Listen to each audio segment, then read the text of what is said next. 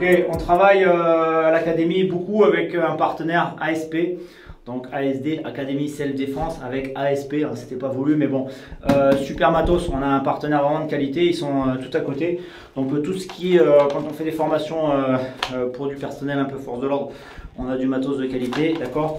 On a les matraques ASP ici pour travailler, et on est en train de bosser sur la formation sur le Defender. D'accord, au logo de l'académie, donc super, un petit spray, on en reparlera. Merci ASP. Ok, Thomas Craft, toujours à l'académie, avec Kevin, mon binôme, pour cette petite vidéo. On va vous présenter 3 postures de combat que moi je travaille et que j'ai mis un peu en évidence. Ça peut éviter des problèmes et ça peut clarifier certaines choses. Donc avant d'en parler, parce que mon binôme il ne sait pas du tout de quoi je parle, parce qu'en fait comme il a son propre club, bah, il vient de temps en temps mais il n'assiste pas forcément à tous les cours, donc ça c'est quelque chose qu'il n'a pas vu. Donc on part sur une petite phase combat, on observe et on débriefe. Allez mon grand, c'est parti.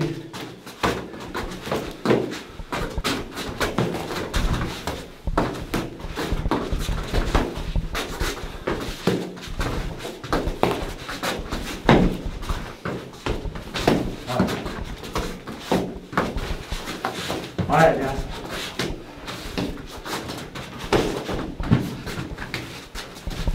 Ok, on passe sur la phase 2. Regardez, en fait, c'est moi qu'il faut regarder. Hein. Pas tellement Kevin qui n'est pas trop au courant de mes attitudes, comment elles vont changer. Donc, c'est surtout au niveau de mes attitudes à moi qu'il va falloir regarder comment ça change.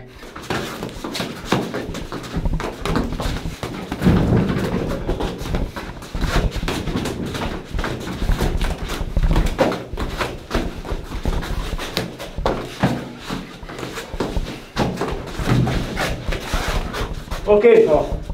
Ok, phase 3, on finit avec ça. C'est surtout mon attitude qui change. Regardez bien.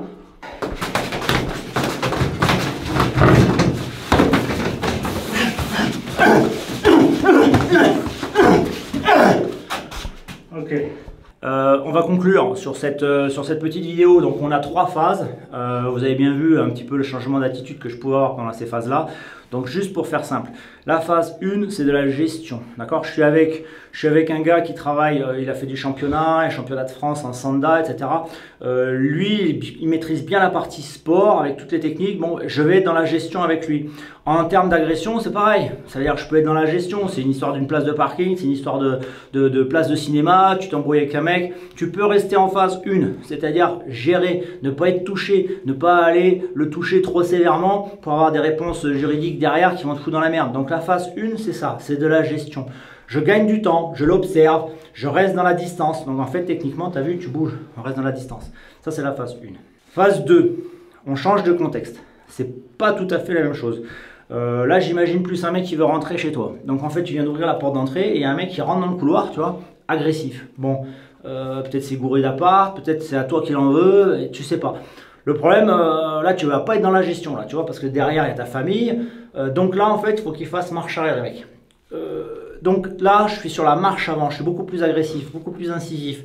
Je suis plus dans la gestion. Il faut qu'il aille en arrière, il faut que je sois hargneux, il faut que je sois très efficace là. Donc marche avant, c'est un peu le mot d'ordre sur la phase 2. Ça rend du tout le contact beaucoup plus rude pour lui. Il est beaucoup plus sur la défense. Vous observerez que lui, il a été à un moment donné obligé de gérer en haut, en bas, se déplacer, et c'est moi qui vais toujours en avant, quoi. Je le laisse pas s'exprimer.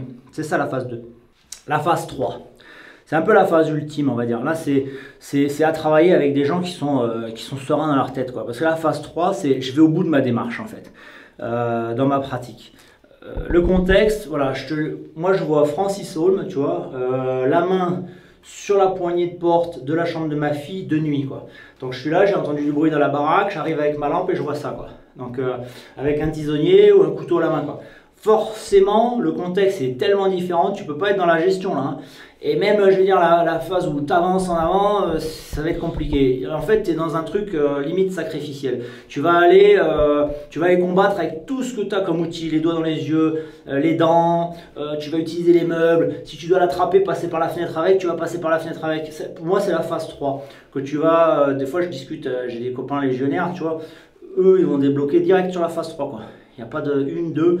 C'est voilà, quand il y a un ennemi en face, ça déclenche. Le policier ne pourra pas faire ça, tu vois. Le civil, il ne pourra pas faire ça. Donc compliqué, dépend du contexte. Donc parlez, quand vous êtes en entraînement avec quelqu'un, sachez que la plupart du temps, on est en phase 1. Après, on peut passer en phase 2 quand on est avec un mec équilibré et qu'on sait que ça ne va pas dégénérer, tu vois. La phase 3, on n'y va jamais, quoi, franchement, à l'entraînement. Okay.